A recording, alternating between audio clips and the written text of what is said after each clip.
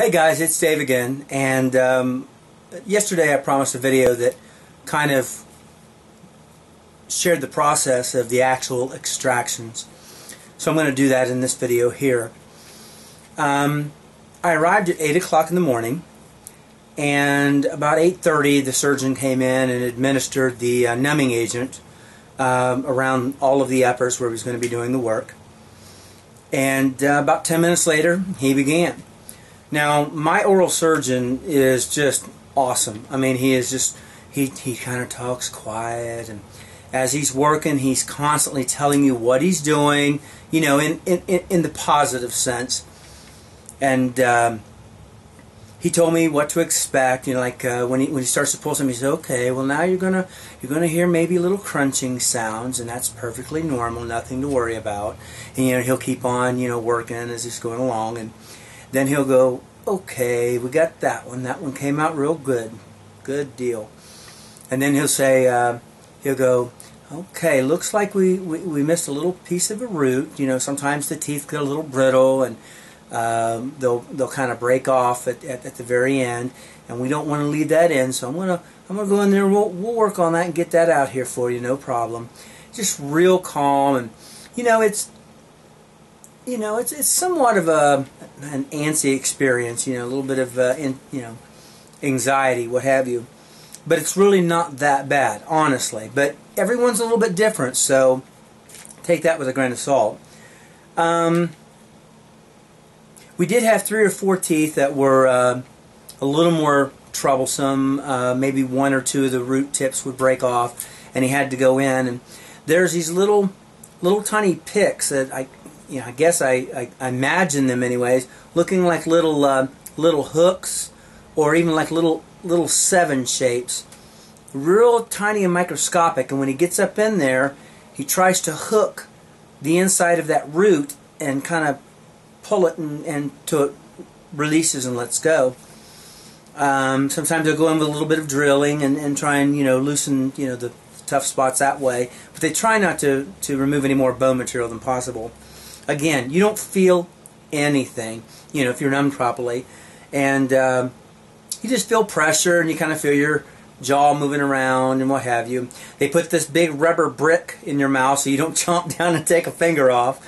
And I'll tell you what, I'm a clincher as it is, so I'm surprised he didn't have to throw that rubber block away when he was done with me, because I just, and I'm solid, so. And but again, my oral surgeon is really nice, very calming, very good person to have doing this type of work on you. Now, one tooth was exceptionally difficult. There was a root that had broken off, and it wasn't a whole lot, but it was enough that he didn't want to leave it in. He said sometimes a little teeny piece will be left in, and that's okay. It's not going to cause any issues. He said, but for the most part, you want to try and get all that material out. So he had to take, basically, what amounted to a little tiny chisel. I mean, it might have been just more of like a little, pointed end, like a needle. But he would, he put that in there, and he says, now you're going to feel a little bit of tapping. And he pulls out this little ball-peen hammer, and he goes, and here we go. And he would talk as he did. He goes, tap, tap, tap, tap. Tap, tap, tap, tap. And me and Mom go, It didn't hurt at all, but it was a more unusual feeling, because your whole head is jarring a little bit. But it wasn't like you were like doing one of these things on you, so it wasn't bad at all. It really wasn't. And he handled it very well. And the whole idea was that there was this piece in there that was, from all the clenching I've done over the years, was really stuck in there. So the tapping was a way of kind of, breaking it loose from the socket there. And then after, I think he had to do about 2 or 3 sessions of those, 4 to 6 taps. And he said, there we go. And he pulled it out, and everything was great. After that, we went to the stitching. I think he was pretty nice to me. I told him, I said, I really don't know if I don't need an alveoplasty, then I just assume not. I mean, it's costs more money for one.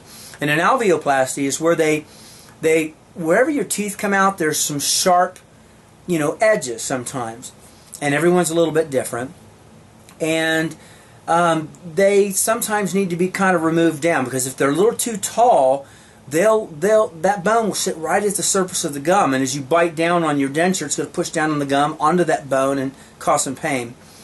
So sometimes they will recommend the alveoplasty, but I think he didn't. I think as he went along, he just, if he saw a little something needed to knock off, he went ahead and did that for me without really charging me for a whole alveoplasty. Then he went ahead and put the stitches in. At that point, I started to get a little more feeling back in the roof of my mouth. So as he started to give me a stitch up top, I went, nope. He goes, oh, is that a little tender? And of course, you can't really talk. You're like, oh. And he goes, well, we'll just put a little bit more in there, and we'll take care of that. He puts them in. He says, well, we'll wait a couple minutes here and make sure it takes effect. He says, do you feel that? I said, no. He said, okay, I think we're ready now. And he just, he's just a super nice guy. I mean, you just want to thank him and shake his hand when it's all done, because he just did such a great job. If you're in the, Huntington or Ashland, Huntington, West Virginia, or Ashland, Kentucky area, let me know. I'll send me a message. I'll let you know who it was, because this guy's really good. He's not the cheapest guy in town, but he was well worth it. So the overall process took 1.5 hours. That was from, what I call 8:30 to 10 o'clock. At 10 o'clock, the stitching was finished. He had fitted the denture and, made sure it was, fitting right. And that felt weird, he's putting in there, because, like, you're kind of numb anyways. You can't really feel anything, but you kind of feel something. And you're like, well, what is it fitting? What? And he's like, oh man, that looks good. Yeah, they did a good job here. Fantastic. He says, I'm gonna put a little adhesive here on it, and I assume he just did the palette. I should have checked with him just so I knew for sure. But I think he just put some on the palette, maybe in the area where, like I do now, that I had extractions prior, and put it in there. He says, now go ahead and bite down a little bit on there. He says, okay, that looks good. And he said, all right. And so I asked him things like, how's it look and how's it bleeding? He says, you're not bleeding a lot at all. That's great. During the surgery, I wanted to mention that I would sometimes, raise my, fingers up, and I go like that, and she'd go, we've got 4 out and 5 to go, or there's only 3 left, or whatever the case may be. So it was kind of neat. We was communicating like that. On my way out, he said, you want to do saltwater rinses, at least 3 times a day.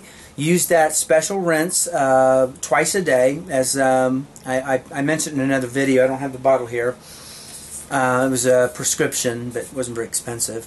Use that twice a day, and keep your dentures in for a full 24 hours. Don't take them out during this 24 hours. That's to allow time for the clots to form in each of the sockets. And then after that, sleep with them in for 3 nights. That doesn't mean you can't take them out and spend some time letting some air get to them, whatever. But to wear them at night, again, that's just to protect that area and allow them to really start healing well. If you get a dry socket, that is where the clot does not form, or you pull it out basically. And if you sometimes have a tendency to suck your teeth and your mouth is constantly, tongue is constantly trying to move around your mouth, you can disrupt those and get them, dislodge them. And when you do that, air can get to the bone and can cause some pain, kind of like a toothache. So you want to prevent yourself from sucking on your teeth as much as possible. And again, I've said it in other videos, I'll say it again, ice, ice, ice. Ice. I'm about ready to break out. Ice. Use an ice pack as much as you possibly can. I mean, as much as you can. Those first 2 or 3 days.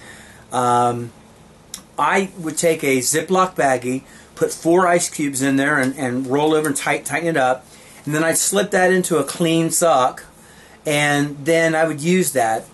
And when you first do it, it doesn't really, you don't get a lot of cold because the sock insulates it. So I would take a little bit of water and I'd moisten the side I would put to my skin, and that would allow that cold to transfer better. And yet not so much as when you laid it up there, it'd be so cold, it's like, oh, I can't take it anymore.